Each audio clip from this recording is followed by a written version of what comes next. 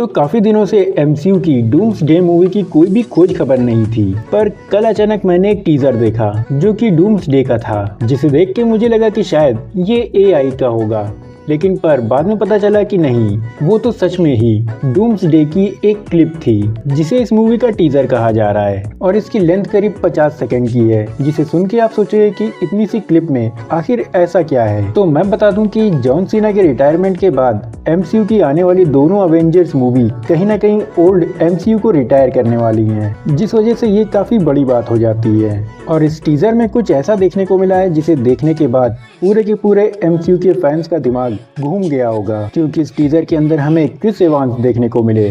वो भी अपने स्टीव रॉजर्स वाले कैरेक्टर में, जिसे देखने के बाद कई सारे सवाल और थ्योरीज दिमाग में आई। तो चलिए अब टीजर की बात करते हैं। तो इस टीजर में हमें स्टीव रॉजर्स देखने को मिलते हैं जो कि अपनी बाइक से अपने घर आते हैं, और ये जगह वही थी जहां हमने आखिरी बार स्टीव रॉजर्स को एंड गेम में देखा था, यानी वो पैगी के साथ होता है, जिसके बाद हम उन्हें अपने घर आते हुए देखते हैं। और उसके बाद के एक सीन में हम देखते हैं कैप्टन अमेरिका की कॉस्ट्यूम को, जिसे स्टीव रॉजर्स देख रहा होता है, और यहाँ पे स्टीव रॉजर्स उस कॉस्ट्यूम को एक संदूक में बंद कर देते हैं, यानी इस वक्त में शायद स्टीव रॉजर्स अब कैप्टन अमेरिका नहीं बन रहा, और ये वही कॉस्ट्यूम थी जिसे स्टीव रॉजर्स ने आखिरी बार एंड गेम में पहना था। और आखिर में यहाँ पे इस टीजर का सबसे बड़ा ट्विस्ट रिवील होता है, और यहाँ हम स्टीव रॉजर्स का एक बच्चा देखते हैं, और यहीं पे ये टीजर खत्म हो जाता है, जिसके बाद कई सारी थ्योरीज और सवाल दिमाग में आते हैं कि क्या ये वही कैप्टन अमेरिका है जिसे हमने एमसीयू में अभी तक देखा था, क्योंकि एमसीयू में इस वक्त मल्टीवर्स का लोचा चल रहा है। तो मुझे ऐसा लगता है कि ये वही कैप्टन अमेरिका है जिसे हमने एमसीयू में देखा था, क्योंकि ये जो टाइमलाइन दिखाई गई है ये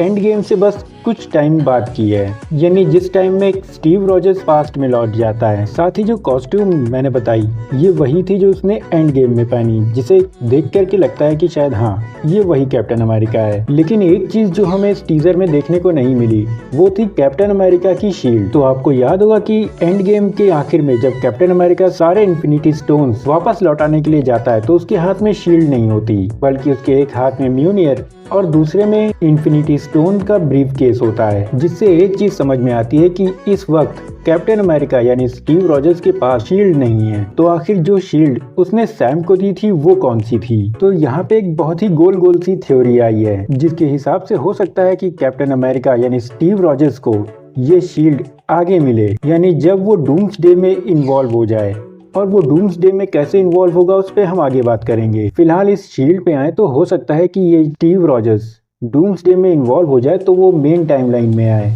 और इसी टाइमलाइन के अंदर सैम विल्सन कैप्टन अमेरिका को वही शील्ड दे, जिससे कि यहाँ पे एक पैराडॉक्स बन जाएगा, क्योंकि यहाँ पे हमें समझ ही में नहीं आएगा कि ये शील्ड आखिर ओरिजिनली थी किसकी, क्योंकि सैम देगा पास्ट के कैप्टन अमेरिका को ये शील्ड, जो कि पास्ट में ही रुक के जब टाइमलाइन एंड गेम की आएगी तो वो शील्ड वापस सैम विल्सन को देगा। मतलब ये टोटली दिमाग का दही कर देने वाली थ्योरी है। और अब अगर बात की जाए कि आखिर स्टीव रॉजर्स डूम्सडे में इन्वॉल्व कैसे होगा, तो आपको याद होगा कि आखिर में स्टीव रॉजर्स वो सभी इन्फिनिटी स्टोन्स को वापस अपनी जगह पे रखने गया था, जिसमें से कुछ एक इन्फिनिटी स्टोन्स ऐसे थे जिन्हें अपनी जगह पे रख पाना बहुत ही मुश्किल या फिर नामुमकिन सा था, जिनके जवाब हमें अभी तक की तो नहीं मिले, जिसमें सबसे बड़ा नाम है सोल स्टोन का, जिसे हासिल करने के लिए नताशा ने अपनी जान ली थी। तो सबसे दिलचस्प बात यह है कि आखिर स्टीव रॉजर्स ने सोल स्टोन को कैसे वापस किया, और अगर उसने वो स्टोन वापस नहीं किया होगा तो उसकी वजह से हो सकता है इनकर्जन हो,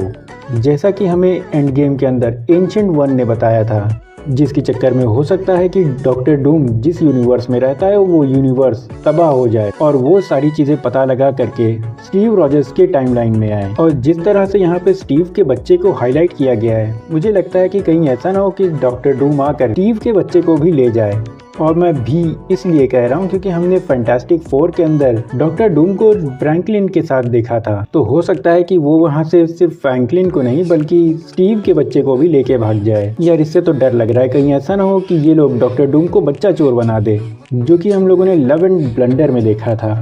और हो सकता है कि स्टीव रॉजर्स अपने बच्चे के लिए ही मेन टाइमलाइन में वापस आए और तभी सैम विल्सन उसे वो शील्ड दे। हालांकि अगर ऐसा होता है तो इससे एक चीज और गड़बड़ाएगी, क्योंकि आने वाली एवेंजर्स डूम्सडे और सीक्रेट वॉर्स एमसीयू को तोड़ फोड़ करके रख देने वाली है। और अगर ये ओल्ड स्टीव रॉजर्स वही है जिसने डूम्सडे में हिस्सा लिया और वो सीक्रेट वॉर्स का भी हिस्सा रहा और वही आकर के उसने एंड गेम में शील्ड सैम विल्सन को दी। तो इससे ये समझ में आता है कि जो कैंग ने कहा था यहाँ पे वही हो गया, क्योंकि ये जो टाइमलाइन है ये सीक्रेट टाइमलाइन है, जिसका मतलब ये हो सकता है कि कुछ भी हो, कैंग ही गद्दी पे वापस बैठा होगा। खैर,